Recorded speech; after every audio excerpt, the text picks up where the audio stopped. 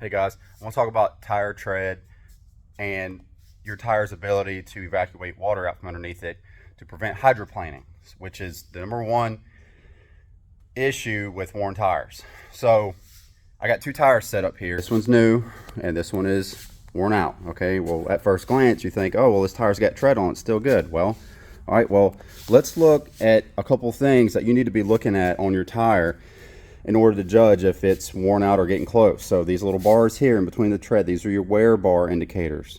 Whenever the tire wears down, even with these, it's worn out. That means the tire can no longer efficiently evacuate water out from underneath it. And you see on a new tire how far down in there they are. Okay, but here's the other thing I want to show you guys. I got lights set up behind these tires on this table, and we get down here and you can see on this new tire how much light's coming through and how much of a gap we have. Okay, so and then we go to the tire that's worn out. You look how little is there.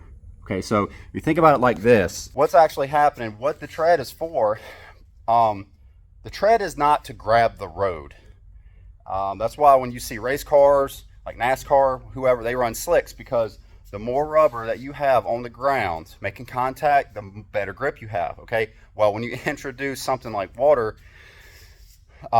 that all changes. So because what happens is the tire runs into the water puddle, and we get flipped around. The tire runs into the water puddle, and these grooves and all these sipes are designed, they work like plumbing, okay? And it's designed to absorb the water into these tracks so the tire can stay on the ground. Because if you don't have anywhere for the water to go, you know, liquid doesn't compress. So what happens is it actually lifts the tire up off the ground. And now you're at zero traction, you lose control. That's hydroplaning. Okay, so this tire's ability to evacuate water out from under it is way less than this one. Okay, and I see all the time we have these big storms around here, and then those cable rails on the interstate, people are just eating them up, and a lot of times this is why. And I test drove a customer's vehicle the other day, and it was raining out here, and I had hydroplanes twice on the test drive, and I was doing the speed limit, and we told him, like, you need tires, you know. But this is something that a lot of people, I don't want to say a lot of people, but we get a lot of people in here that don't understand how this works and how tires become dangerous, and how they towards the end of their life cycle. And you know, this is, I'm putting this out so that people can understand, you know, we're not trying to just sell you tires for the sake of selling some tires.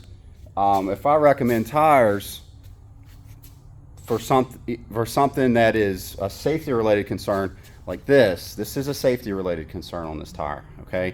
And other than, you know, tire damage or shake-in, or you got whatever's going on with them, that's, well, you can have all kind of problems with tires. But this is something that we see all the time, and I just wanted to explain what the tread is for on the tire. It works more like plumbing than it does anything else. And like mud tires have the big knobs and the deep sipes on them to dig down past the mud to grab some solid ground. That's what this tire is trying to do with this tread. It's trying to get down past the water, so that way you can maintain traction on the road.